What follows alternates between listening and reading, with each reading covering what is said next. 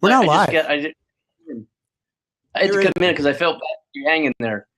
Yeah, no, I appreciate it. You're that guy. I'm going to intro, and you're in, and somebody else, Matt, or somebody that wants to come in. This is going to be actually probably interesting. I expect to see a lot of claps for Jeff, and I appreciate it. If you get a call, we understand. So if everybody can hear me okay, obviously I'm subbing in for Mike and or Bobby, the Hazmat Guys. Let's see. Good evening, everyone. Welcome back to another episode of the Hazmat Guys Nation Roundtable. This is a multimedia platform to bring hazmat response information and training tips from hazmat members around the globe. And if I should add, these are people all sitting in the seat, and Jeff is sitting in the seat right now. You are at work. I am Phil Ambrose, and I will be acting as the host, emphasis on the acting for the show tonight. I'm joined right now by Jeff. Thank you. And I'm also going to be joined by Bob Kosh, but I'm going to get into some of the details. It's kind of exciting for Jeff because you probably have no idea what we had planned to talk about. So this is going to be probably fairly interesting for you, but I think, I got the book if you don't get it. So it'll be real good. So we'll see if anybody pops in. It still says open seat, Bob, if you're frustratingly trying to watch. So one of the things we were going to do, Jeff, is kind of go over the latest news. I did say I'm Phil Ambrose, but I think everybody may know me. I run Hazmat Nation as well as I founded HazSim. And today I'm sitting in this seat. Jeff, if you could go ahead and introduce yourself, I'll keep looking at my notes. Okay. Well, my name is Jeff Zintek, author of Hazmat Response. Yeah. I've met you. I don't know. I met you a couple of years ago, I guess. I've actually never physically met you. We've talked. There's Bob. We've changed ideas, and I'm a captain with Phoenix Fire Department. Been on. Actually, today is my 29th year anniversary. Today. Wow. Believe it or not. I wasn't even born yet. I was. I actually was. I know it looks like I'm that young, but I was born yet. Most of the guys that are coming on now, yeah, they weren't born yet. So I can't believe it. I don't know where the team went, to be honest with you. But anybody that doesn't know Jeff, you should know him, and you should know his book, The Hazmat Fog Guide, which is awesome. I see Bob popped up, and we're going to see, because when he enters the room, I have a feeling it's going to be expletive filled. We'll keep it clean, but he's probably had a time of getting in here, but we're going to still continue. One of the things we're going to do is go over kind of some of the breaking news on Hazmat Nation, and also I digress. So Mike and Bobby weren't available tonight. Unusual. It's usually at least 3 or 4 of us. They are the Hazmat Guys. They're also the podcast. As a company commander, I'm also a fire captain in Southern California. And I got to say, it is a great resource, both your book, Jeff, and then their podcasts. I think I've got more and more guys to listen to them. I listen to them when I'm working out. And the other day I did almost fall asleep to one of the ones on metering, but I did rewind it and go back. It's kind of like listening to soundscapes, but it's really good stuff. And everybody I've told about it has then said, yeah, I've been listening to it. So one of the sayings I've had, other than the fog guide, who's going to write the next hazmat book? I mean, like a big book. Jeff's book is nice and easy because it's very easy, very fireman friendly, lots of pictures. The next big book, I think we're all on this multimedia side of things. I think it's pretty darn cool that Hazmat, there he is, stand by for the foul language. Hazmat guys from around the country can share like we've never done before. Welcome, Bob. We have Jeff sitting in here. You're private. Yeah. I'll let you introduce yourself and we'll get on. Jeff was so kind because he saw me struggling in here, although I did have a Stone IPA from North San Diego County to enjoy during the break. You got a little bit of an accent. Why don't you introduce yourself, Bob? Okay. Finally got on. Sorry for the delay. I will be getting rid of my internet company tomorrow. My name is Bob Kosh. I am a hazmat with Orlando Fire Department. I'm also the program manager for Valencia 160 hazmat program and the sales and training manager for HazSim. your volume's a little, maybe moving the mic a little closer could help, Bob. Yeah, we got And, some bad acting going on. Jeff, you're cool as a cucumber, man. That's Very chill. I so like that. very chill. Yeah, here we are struggling. I had like 3 computers open and couldn't get on. So appreciate everybody for holding up there. So one of the big buzz across, I wouldn't say viral across the internet, but something that's been come up and spoke about, and Bob and I were talking about extensively, was hazmat training, and as it pertains to regional requirements. Because one of the things for me, I've had the pleasure to travel the country, and I learned real quickly. I was in the great state, the Commonwealth of Massachusetts, and I dropped the term hazmat specialist, and everybody looked at me very funny. And anybody from out there, I think we do have a few. It sounds like they use the term specialist for somebody with a PhD, somebody that might be one of our SMEs that we bring to our scene. I've been to places where a technician is 2 weeks of training. I've been in California where we do a minimum 240 hours to become a specialist plus 2 WMD courses.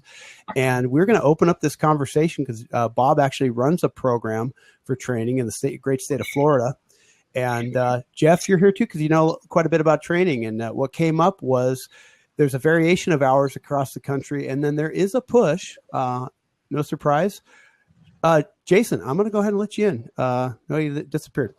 There is a push to reduce the amount of hours. There has been talk of the expense it takes to send a firefighter to hazmat school. And I'm going to turn it over to Bob and start this discussion based on the disparities across the country of the minimum requirements beyond 1910-120 for hazmat training. Go ahead, Bob. Yeah, there's been a lot of discussion all over the place. I know there's different places do hazmat tech program differently. Some do 40 hours, some do 80. Predominantly, the IFS program, which is 160 hours, most of the people across the country have accepted that.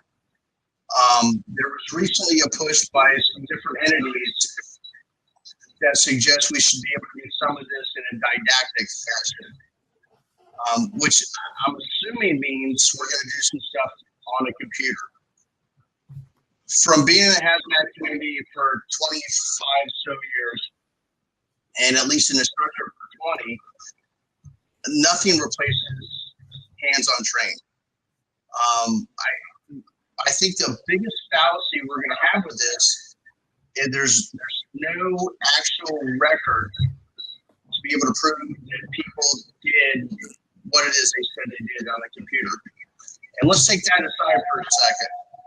If we do 40 hours of whatever on the computer, or 80 hours on a computer, or 120 hours on a computer, we're going to end up having to do remedial training hands-on and waste that time. There's a program that a department that I know tried when there was some hands-on mixed in with the didactic portion, and there was a lot of remedial training that had to be done. Not to say that it's a bad thing, but I think we need to keep that hands-on training. It's so important. We can't, when guys go downrange, and I'm sorry, I got an echo, so I'm trying to get over that. But when people go downrange, it's not what they learn on a computer. It's what they learned in a classroom, interacting with the instructor, and then taking that and those skills that are learned and applying it to the scenarios that are given during the class. And like I've told my students, the 160 class or 80 class or whatever it is in your region, that's the minimum standards of hazmat school. There are so many more classes across the country that you need to attend to be proficient in your skill and to make yourself, your team, and your department more capable of handling the hazmat incident and protecting not only yourselves, but the citizens that we're supposed to protect. So I kind of understand where some people are going with this, but nothing takes the place of actual hands-on training and the interactiveness between the instructor and the student. Jeff, you have any thoughts on this subject? And basically what Bob was referring to, because his audio was bad, is a push to reduce the total hours, as I understand it, and put more emphasis on web-based didactic training and less out on the grinder. Yeah, I think I don't know if it's going to go that way or not. I mean, it seems like that's probably on the table because it's cheaper, like Bob said. I do agree with him. I don't think that that's in the best interest of the students. There's a lot of things you can do on the computer, to further your training, but most of that stuff just has to be hands-on. We do 200 here.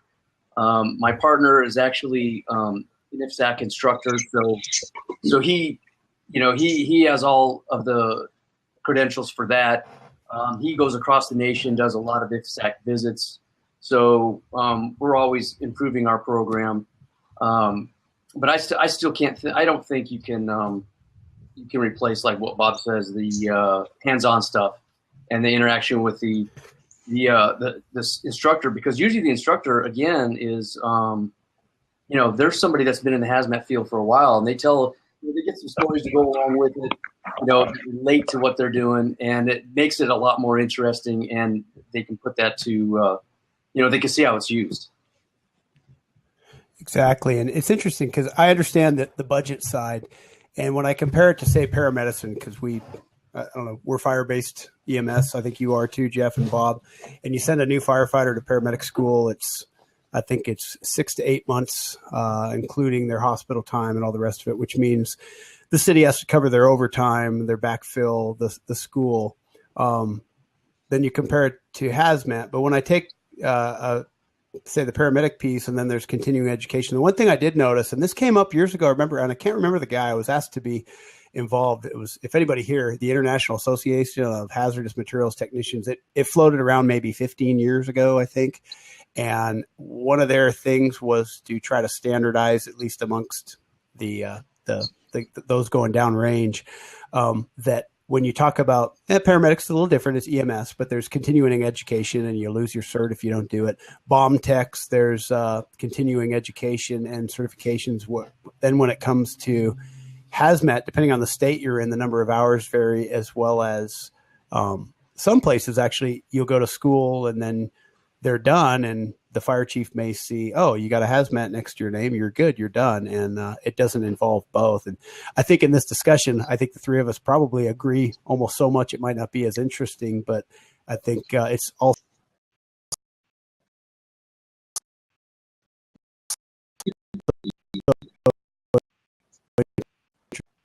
interesting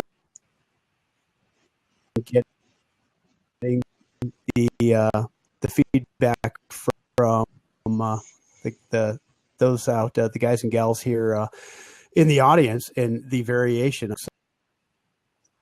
Somebody put up there what Mass I'd gone back to the truck as a captain, and when you need your firefighter to fire up a chainsaw at 3 a.m. on the roof of a structure to do vertical vent, there is no video I could show them to be able to achieve that skill. And I feel the same about hazmat when it comes to stopping a leak.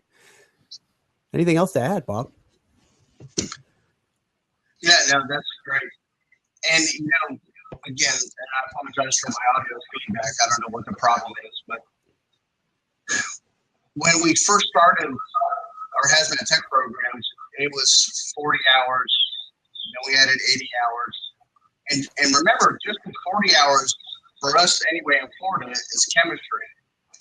And I don't know how people would be able to do a chemistry class online without the interactiveness of the instructor. I know I couldn't. It took me a little while to get it, but once I got it, I understood it. I had a great instructor. But some of these things we just got to be able to do hands-on. I had a guy came to me recently, and he said, well, I understand there's going to be a didactic portion of the class now, and that's great.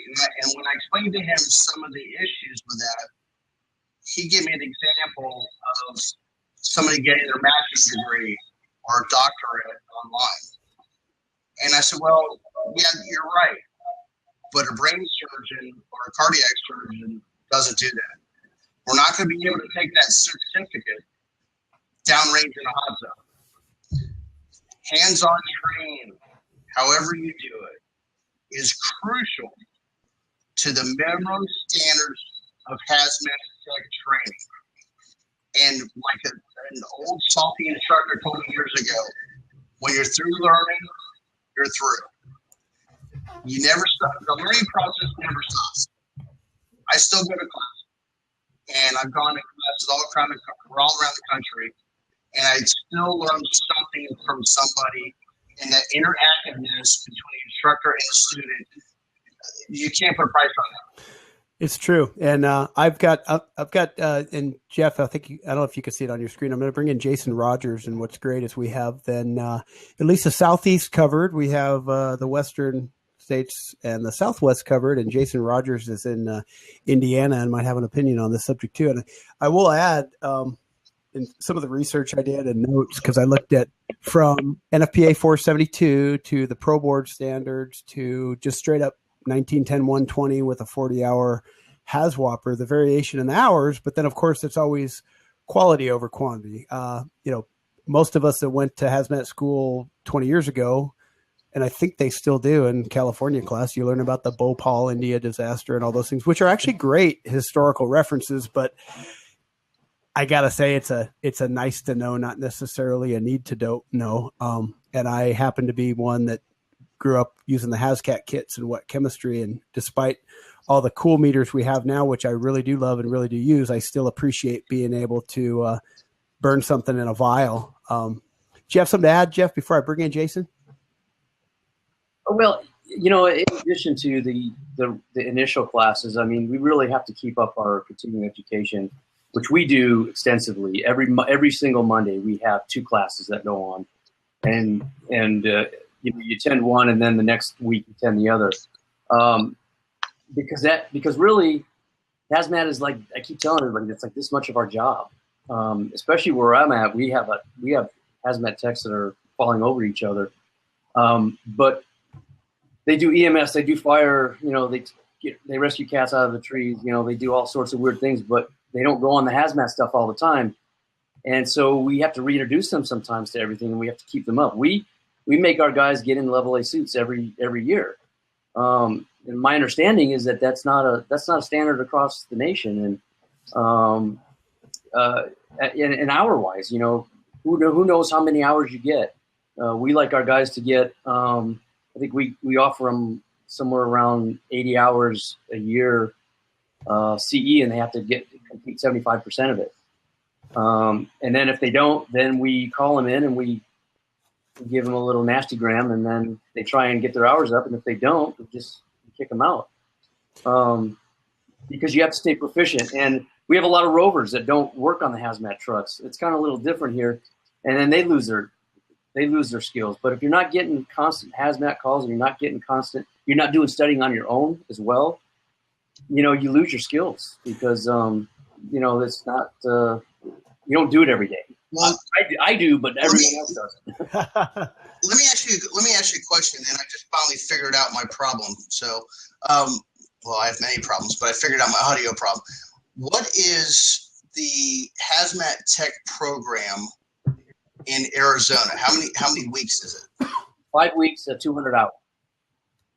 Okay, and Phil, what is yours in California? If you're going to be on a typed team, so different than which would mean, like my agency, it's not only just the hazmat response for our region, but a California type team, minimum of 240 hours plus a couple WMD courses, which is about 24 hours to be then called a hazmat specialist. So we're pushing 250 plus hours before you hit the line. Yeah, and in Florida, we have established the IFF's 160-hour program. So 160 hours, and then you have to take the state of Florida's hazmat tech certificate class, proving the 160 hours in a written test. But then we always tell everybody, go to those other classes that are out there that are free. You know, the Andersons, the Nevadas, the, you know, Pueblo, all those other ones that are free because you're expanding your knowledge. You know, like I mentioned before, we're just teaching you the basics. We're skimming the top of everything. There's so much more out there, as you guys well know. And anything extra you can get, I mean, it's a bonus. Like I said before, you're protecting yourself and those that we're supposed to protect. And anybody that's here, except for maybe the chronic guy, they already are trying to improve themselves when it comes to hazmat. And I've had the pleasure of being in a whole lot of states over the last few years and get to see their programs. And number of hours doesn't necessarily equate to how good the team is, because you know, we have those in California that could have 300 hours and then they set the maxis and that's it, because it's an infrequent call. And I'm going to steal from the Hazmat Guys, from the Hazmat Guys podcast, what they're saying. They don't just get on the job, get into the job. And so that continuing education, despite the fact that my own crew, you know, they've got to worry about paramedic classes and some the firefighting skills, and then you got harassment training that shows up every quarter and all the rest of the things, but to stay engaged. But let's face it, from what I've seen in the Phoenix region, and I won't even use Phoenix, I'll say I've got to go to some of the drills a couple years ago in Mesa. It was pretty incredible, the amount of training and dedication to training. I was incredibly impressed. I'm going to bring in Jason Rogers to get an opinion from the middle of America. I think on the map, it's close to the middle, and see if he has technical difficulties like everybody else has had. Awesome.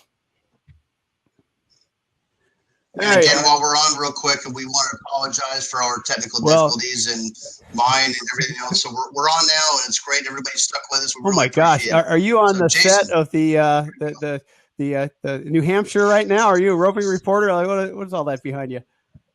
It's got screens and everything back there.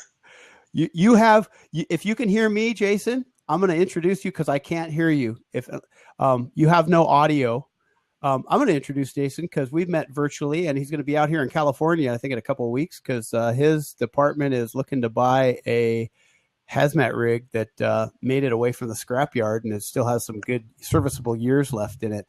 Jason Rogers is involved with Douglas County outside of Muncie, Indiana. I believe has a extensive background not only in EMS, fire, including law enforcement, and as part of their regional hazmat team. We met because we've been discussing an incident they had, which he dropped out, which was all right. If he comes back on, technical difficulties are the theme of the day, which I think that's if the online classes. I won't talk if any of you have the non-SCORM compliant, anything you have to do for online class when you turn it on, walk away, get a drink of water, come back and finish it.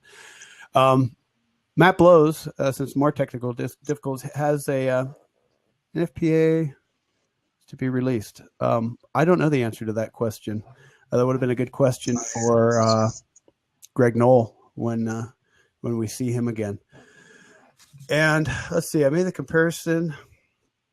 I think since we're all in agreement, it ends up being a bit of a boring argument, but it's a good reminder. And I did look up NFPA 472, the 40 hours. That's more for the industry side. But what's something interesting I'm going to bring up, because Jeff, when we first met, we talked and we did a case, or he did a case study on a confined space incident they had. And what was interesting when I looked up the regs is, and it's so similar to me with confined space entry, that industry, because one of the things when we were talking offline about just general a hazmat team, I used to also be a hazmat training guy and involved years ago on the university level, and we had a hazmat team at a university. And the reason we had the hazmat team is because when the Northridge earthquake hit, the local hazmat team came in and unplugged a lot of things that destroyed a whole lot of research. So one of the reasons was a term called business recovery, which is if you have somebody in your first in that makes widgets and they can no longer make widgets because of a disaster, they want to get back to making their widgets so they can pay the bills. And what I found interesting about the 1910-120 was you can rely on your local hazmat team. So in Jeff's case, his patch is Phoenix. It's whoever's there that has their risk management plan and their hazardous materials documentation. They are relying on Jeff's team as their hazmat team, as it's written. Oftentimes you see that in confined space. They'll do their permit and they'll put maybe their local fire department as their emergency response source. But that does not mean that they give us a call before they make that entry. So usually that call is a big surprise. And in regards to hazmat, I thought I'd bring that up. I didn't know if that'd be an interesting topic or not, but believe it or not, your hazmat squad, as it sits, whether the tires are getting square from inactivity or not, you may actually be on somebody's plan to be called if something does happen. You want to speak to that, Jeff? Yeah, we have a couple of those in Phoenix that they will put us down, but they'll usually notify us, especially like our water department. There are a couple private industries that do confined space standby, and they are involved with that, and they have all the equipment. What's good about us is we have, like I said, so many teams across the valley that if we do get something, our response time is generally quite short. And we've got probably, 12 hazmat teams and probably 15 TRT teams across our 27 cities. But yeah, I think we'd be surprised at how many confined spaces that we have around your area that you don't really know about. And, to be perfectly honest, a confined space could be something that happens. And you have to still do all the stuff that you do with a confined space. That's if you have a building collapse, for example, that wasn't a confined space when it started, but it became one. And now you still have to go into your metering and you have to go into your shoring. And you have to go to your lockout tag out if you can find that and watch all those hazards. So, there's a lot of things to go through it. We don't get them very often, but when we do, they're usually pretty significant. And the one we had in Scottsdale about a year and a half ago, 2 years ago, it was a small sump area, only 15 feet deep approximately. And just the fact of the H2S in the bottom, immediately just took over those guys. And then it was very quick. Wow. Well, and just something happened today in New York City. I was watching on the news earlier. They had a confined space / high angle rescue in that they had a guy that fell down, I don't know how many feet, like several stories it appeared to be. So I'm sure they had to do air monitoring and then had to do a high angle, elevation rescue type scenario. So you got both components at the same time going on. Oh, it definitely. And we've come to the fact that know that confined space is a dual entity incident. And we don't usually leave our TRT guys to do the stuff like air monitoring and ventilation. We usually leave that for the hazmat guys because we usually do the research. We take into consideration the properties of the chemicals, how we're going to ventilate, we're going to exhaust, we're going to supply, whatnot, how to interpret the meters, and all that stuff. So, we've really changed our focus and our thought process on confined space rescues. And we've done the dual response to it. It gets a little overwhelming because you have so many people there, at least we do. It's a lot to take, to handle, but as long as you do it systematically, we can definitely mitigate that situation. Yeah. I learned quite a bit about sectors from the Phoenix area because we usually groups, but it completely makes sense. And man, if you can organize that stuff, you guys do a real good job. You had something the other day too, not to change the subject, but something in a strip mall like 2 days ago, the same day as some sort of high-rise incident Phoenix had. Was that anything? Yeah. It was a gas leak that was sheared off, and it was close to a strip mall. I didn't go on it. My partner went on it, and he said that they just we actually went in and plugged it really quick because we have all our gas. We all have all natural gas mitigation stuff. We a lot of times will mitigate the natural gas before the local gas company gets there. Wow. So we'll clamp, we'll squeeze, we'll plug, and that's what we did in this situation. But they thought that because it was so close to the building that it started migrating into the building, they wanted to evacuate everybody. It looked a little bit bigger than it was. But it was pretty basic to what we have normally. I mean, we have 4, 5, 6 natural gas calls a day. No more strap but jocks. We just had none of those yet. Thank God. Haven't had any of those yet, but we've had some significant ones. When you get to the bigger service lines, the 4-inch or something, the 6-inch or something like that. But we're really so used to natural gas stuff. We do a lot of that, and we work really well with our local gas company, Southwest Gas. We work really well with them. And that brings up a good point. I wish we could have had Jeff on for our very first episode, which was talking about gas leaks, because there's a lot of departments like Jeff's and ours, and I'm sure probably Phil's, that actually handle the gas leaks. But what I found out recently, I was just doing a tech class for another fire department. They don't do the natural gas leaks at all. They just set up a perimeter, they pull an exposure line, and then wait for the gas company to get there. And I was kind of blown away, but that's, they're a small department, and that's how they operate, because they have limited resources. So I got to commend them on that. They're not jumping into something that they really are not equipped to handle. So that's great. Yeah, it's good stuff. And I think you really go ahead, Jeff. Oh no, you just have to get with your local gas company, because sometimes they don't really like you encroaching on what they do for a living. But in the end, it's really all about mitigating the hazard. And I'm always under that assumption of when you take the hazard away, you reduce your risks of your personnel and your public. Yeah. If you can get in and attack that fire and put it out, instead of trying to get around to the unburned portion and this and that, just put the fire out, or stop the gas flow, or do something to mitigate our risks and our risk to the people and our members. How many sprinkler head activations have you been on where a crew may spend a whole lot of time squeegeeing and coming up with a contraption and just shutting it off? I mean, I know it does happen. Just shut the thing off. Usually it's because the main they're working on is not the right one. I know most know that, but just turn it off.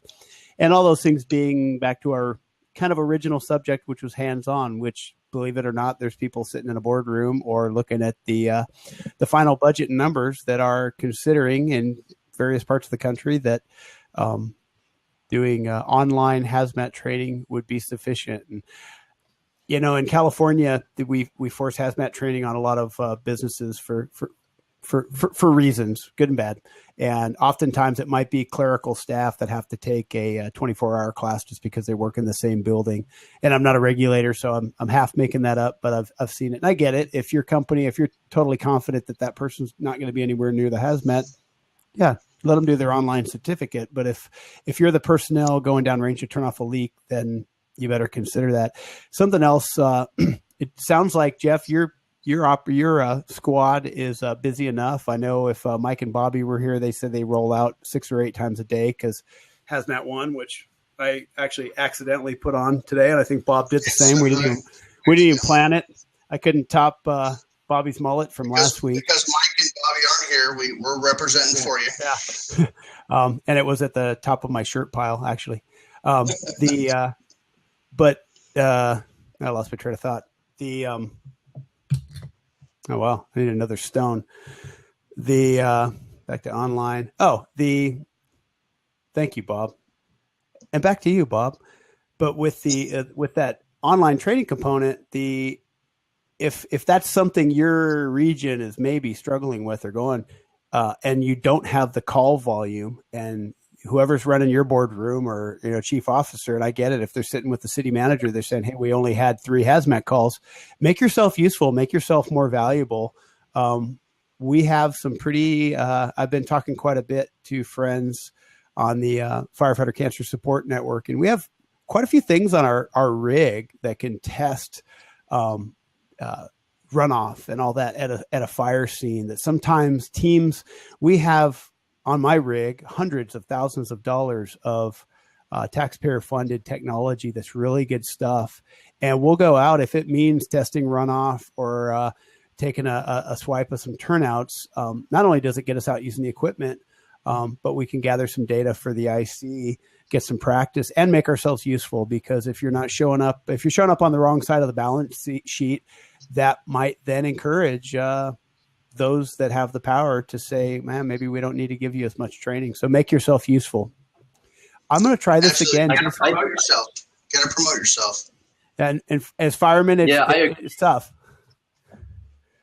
Yeah, once you lose something, it's really hard to get it back. So don't ever lose it. Don't ever give it to anybody. Make that effort to keep your equipment up and your skills up. And I agree with you, Phil, that we'll go on some calls and we'll expand them just a little bit. Not necessarily need to, but we just want to cover all our bases. And we're not saying that we're doing it as a training deal. We're saying we're just covering all our bases, and we're dotting all our I's and we're crossing all our T's, and we're using all the equipment, like you said, that they have. And yeah, maybe we have to stay there a little bit longer. Maybe we have to pull out some of our stuff that we have to clean or we have to put back, but let's get out and use it. I think we have a duty to the people who pay our taxes that we provide them the best service that we can. And if that means pulling a technical decon out and setting it up and not using it, well, then that's just the way it is. And that gets back to the training. I think really, if you don't get a lot of hazmat calls, if you feel like you really want to make your program work, take the initiative to do some training and try and legitimize it. Start that training and track the hours and know what you're doing and do training that is pertinent to what may be in your area. Nobody wants to go on the sewage leak, the unknown odor at 3 a.m. that smells like skunk. Those are usually you hope that you're rolling over and that's for somebody else. But when they put WMD on the side of my rig, I get it. We live in a dangerous world. Bad stuff can happen. We now have equipment that can help mitigate that, but it still just comes back to the basic. It's still, there's some sort of leak, some sort of an exposure that we have to go after. But what not bothers me, but when we add that WMD component, doesn't mean all those other things are beneath you, because we got to be good at all of it. And most of us, if we do EMS, and we can tiptoe through a scene and avoid a lot of human contamination. We all do that on a daily basis. If you run an EMS call, all of a sudden on a hazmat call, if it's not sexy, so to speak, and we know if Mike and Bobby were here, they're running on Hazmat 1, the FDNY. That's kind of a cool squad to be on. They're still running on, the same kind of stuff we are across the rest of the U.S. And if those guys were here to defend themselves, they go out and they do a good job. Mm-hmm. Yep, absolutely. And, something we need to do also is, and we've mentioned this over and over again, I just said it a few minutes ago, we need to promote ourselves. But what we also need to do with budgets the way they are today, people are scrambling to get money to buy equipment. And if we don't show that we want to train with the equipment, that we don't want to go out and do certain things, we don't want to just survey our area to see what target hazards we have, it's going to be harder and harder for the people that have the purse strings to release some of that money so that we can get some of the equipment and do our training and all the things that we need to do to, do our jobs properly. Absolutely. And then whether you're paid or volunteer, if you've got some sort of, I was on our union board for over 8 years. Take some time. Don't just pick on those guys. Sit in the seat, so to speak, and you'll see what it's like if you're going through contract negotiations and all the rest of that stuff. So anything we could do to help. I am going to try again to let in Jason Rogers if he has audio, because now I really am interested in what he has to say. Come on, Jason. Well, he's got two hands up. 20 minutes to get in. There we go. Wait. Oh, he needs to go into his settings for audio in.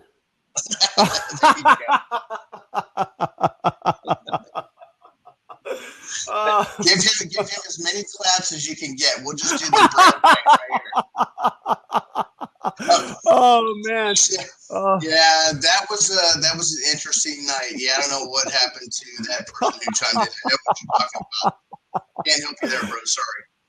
Is there a mute button or anything on the headset? Nothing. Oh, Nothing. I'm sorry. Just keep writing it down, and we'll just say it for Yeah. everybody. Oh, White Trashy's going to bump me off of here because I usually get the lowest amount of any kind of claps, and now I've totally thrashed today's show. The audio prior to the show that Bobby's going to have is going to be pretty great because Yeah, I it's our own was not version having of a good time. bloopers. Yeah, our Not own having a version of good time. bloopers should be pretty good. Yeah, at least to us. I thought so. Whatever. Hey, to summarize, unless you guys have more to add, because Jason, we can't hear you, but glad we see you. So it is kind of cool. We have representatives from California, Arizona, Florida, New York in spirit, as well as actually it shows my dot in New York because I logged in as the Hazmat Guys for the Hazmat Guys podcast. And I'm seeing a lot of little blips across the U.S. Kind of cool. And Trevor, he said next week. Yes. Yeah. And Jason's coming to California. And it'll be a good time. And that rig you're looking at, I was finding out some information on it. We can talk offline.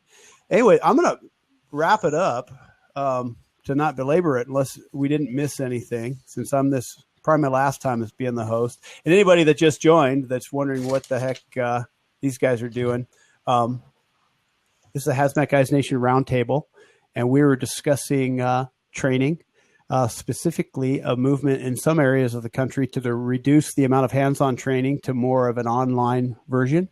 I know they already do that for a lot of the industry classes. We're giving our opinions on that.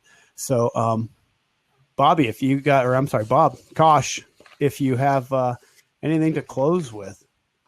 Yeah, just a couple real things. Like we mentioned before, nothing can replace hands-on training. However you do it, whatever the means necessary. I know there's a big push for it, but you can only do so much on a computer. You're not going to get that interactive training, as I mentioned before. I'm not going to beat a dead horse, but I encourage everybody, don't just stop at whatever class you've taken. Go out and seek more classes, because like I mentioned before, when you're through learning, you're through. As was taught to me. Bad lip sync reading or bad lip reading? Yeah, there you go. I think I could translate. Thanks for that. Jeff, do you have anything to finish up with? Well, I do know that the FEMA hazmat portion is switching over to online. We used to do a full class for operating in a contaminated environment and hazmat specialist class. So it's kind of like the way of the future. I mean, that's unfortunately, I just hope it doesn't take away from like what Bob says is anything that's hands-on. I really think we need to do that. If you can, supplement your training with online, I don't have a problem with that. But I really think that, that, like Bob said, hands-on is the best way to go. Interaction from people who've been around, they got some stories, they can tell you what happened when they did this or when they use this tool or something like that. It's that stuff helps you greatly. I learned a lot from the mentors I have, and hopefully I'm doing the same for other people. Absolutely. And, just one last thing. When you're through learning, you're through. Keep learning, people. Go seek out classes everywhere you can. Very good. And, I think we beat that up, but I could go into a full dissertation, some things I've written on hands-on training and what that means. But probably the biggest thing I've learned, and I'd like to express to everybody here, if you work for one of those agencies that maybe doesn't care about the training, be part of the problem. Change that. Encourage some training. Get together with some other groups. If you work somewhere where 40 hours is okay or online class is okay, change that. Don't accept that. If you're a paramedic and you've had a difficult airway on a pediatric, you're going to learn how to do it better. It's one of those things that's going to happen. No school's going to inspire you as much as the real deal. So if you're getting ready to suit up and go downrange, be ready for it. And you got great resources here. I'm going to close, but the resources here being Jeff Seintek. Thanks for jumping on. You saw me sitting here alone in a need, and there came the rescue hook from the Phoenix PD helicopter, and there you were, which I'm always so jealous of. There was a day when I got to fly in one of those, but not hang out like you do. That's awesome stuff. It's in the works, man. It's going to have to happen. And Bob Kosh, appreciate it. At the end of March, Jeff.